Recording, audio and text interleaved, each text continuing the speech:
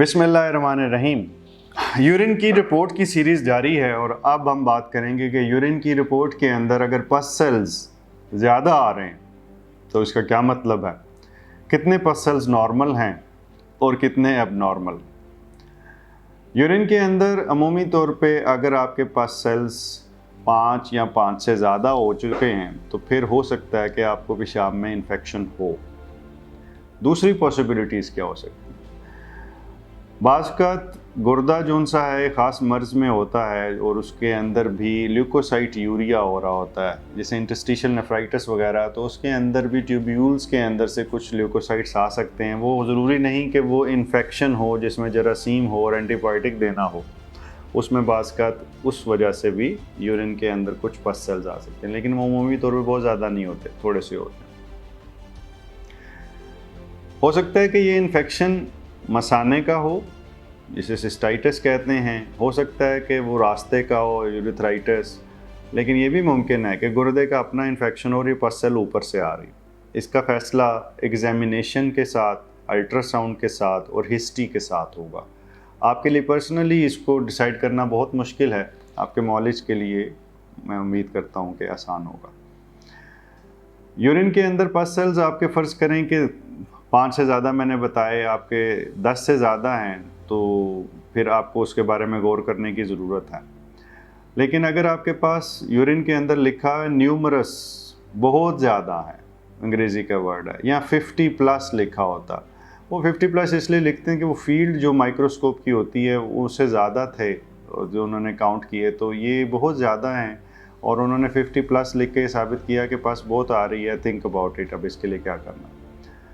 तो इस सिचुएशन में यूरिन का कल्चर ज़रूर करवाइए लाजमी, और साथ ही साथ उसकी वजह जानने के लिए अल्ट्रासाउंड करवाएं ताकि मसाना खाली हो रहा है कि नहीं उसको देखा जा सके, गुर्दे की कारकर्दगी को, RFTs को, और अपने मुआलिज के मशवरे से आगे चलें।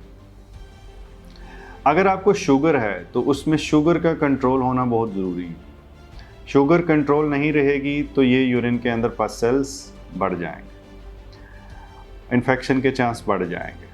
अगर आपकी जो सी मसाना है उसके अंदर कोई ऐसी ख़राबी है जिसकी वजह से वो खाली नहीं हो पाता तो भी बढ़ जाए, जैसे वदूद का प्रॉब्लम है, जैसे शुगर की वजह से मसाना जो है वो फालिज का शिकार होता है और पेशाब अपने अंदर रोके रखता है और बाहर नहीं जाने देता। इसके साथ अगर फ़र्ज़ करें कि आपको डॉक्टर ने ये बताया है कि आपके मसाना खाली नहीं होता तो इसको नाली डाल के दिन में 2 दफ़ा खाली करना है, तो वो भी इम्पॉर्टेंट फैक्टर है और उसकी वजह से भी यूरिन में पस सेल्स आ रहे हैं। एक चीज़ जो यहाँ पे मैं बहुत ज़रूरी समझता हूँ जिक्र करना, वो ये कि यूरिन में कोई भी पस सेल्स आएँ तो इस चीज़ को ये ना समझें कि अब मेरे लिए एंटीबायोटिक लेना लाजमी हो चुका है। जब तक आपका मॉलेज आपको कहे ना कि आप एंटीबायोटिक इस्तेमाल करें, आपने नहीं करनी। रीज़न के बाज़ का ये जो सिचुएशन मैंने जिक्र की, इनमें पस सेल्स थोड़े बहुत आते ही हैं और वो सारी उम्र आएंगे।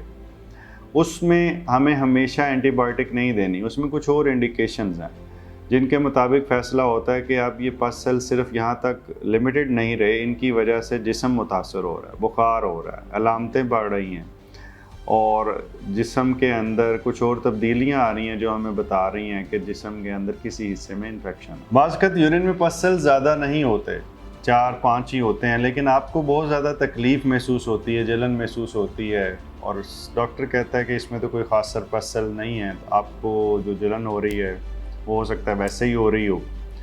तो इस सूरत के अंदर आपने, अगर आप मेल पेशेंट हैं तो ये सोचना हो सकता है प्रोस्टेट का इन्फेक्शन भी।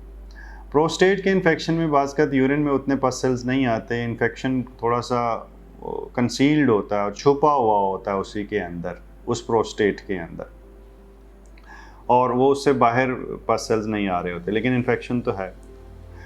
दूसरे नंबर पे समटाइम्स होता ये है कि मसाने के अंदर उसकी दीवार जो सी है वो ज़रूरत से ज़्यादा जल्दी एक्टिव हुई है और वो थोड़ा सा यूरिन इकट्ठा होने पे कॉन्ट्रैक्ट कर जाती है और इसकी वजह से मरीज़ को बार बार फीलिंग आती है जैसे कि यूरिन आया हुआ।